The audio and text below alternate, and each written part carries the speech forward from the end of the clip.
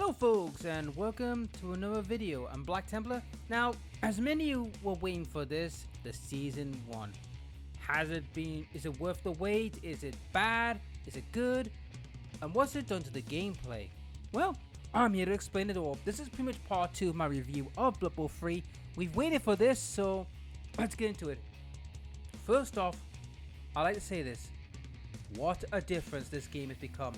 It is night and day, guys. Compared to when I first got the game, it was a mess. Now when I play it now, it looks more smoother. And the rewards are worth it. So let me get to the Blood Pass. Now, as many of you will know, you will get the Blood Pass for free for this one as their apology. Now, as you can see, yes, I did a few testing with not only my good buddy Gladiator, but I did something else. Now, if we look at the pass here, guys, this is what you've got to go through. The free mark means you can get that for free, but if they're in a gold bar, they're not free. You've got to buy the pass.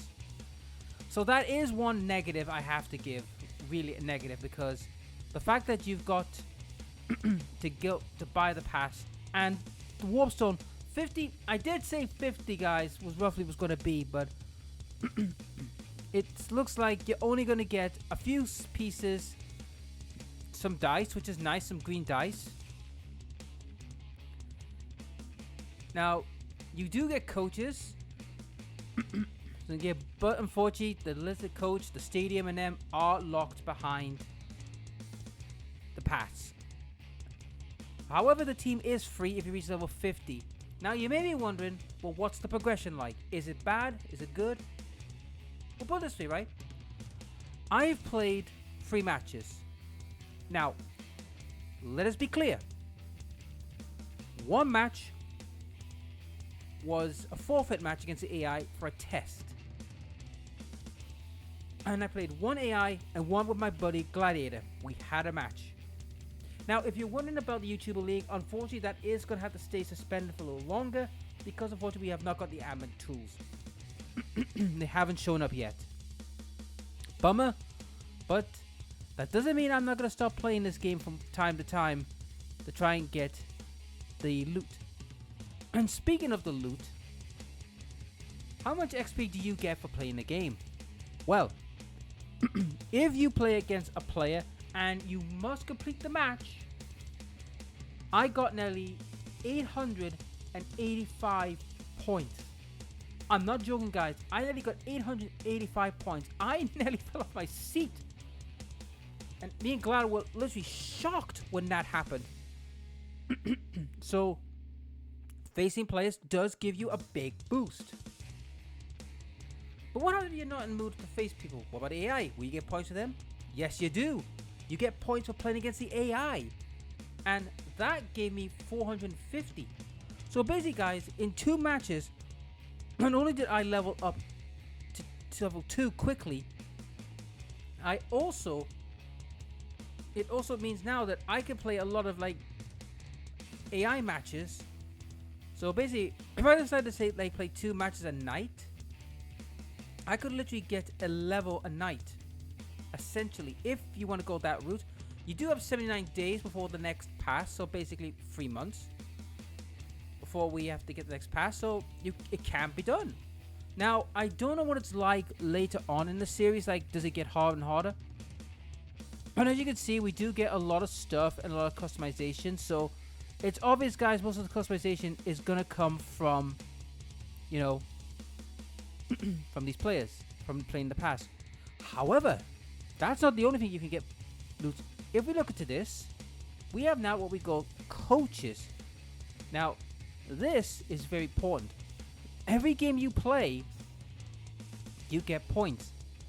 And the more points you get, they level up and you get free gear.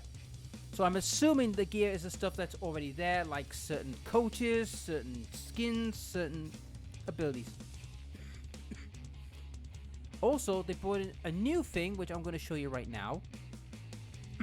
In the customization. If we go to stadiums, we have now got dugouts. So now we have now abilities to get better stuff for dugouts. However, that can only be done when we get, you know, and you get it through the pass or through the coaches.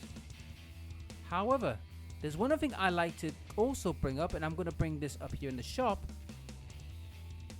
Now, as many of you know, the cost of the pass is 1,000. Now, this is in euros. So if we go by equivalent exchange, so basically, for this is close to £7 for me in the United Kingdom. £7 for a pass?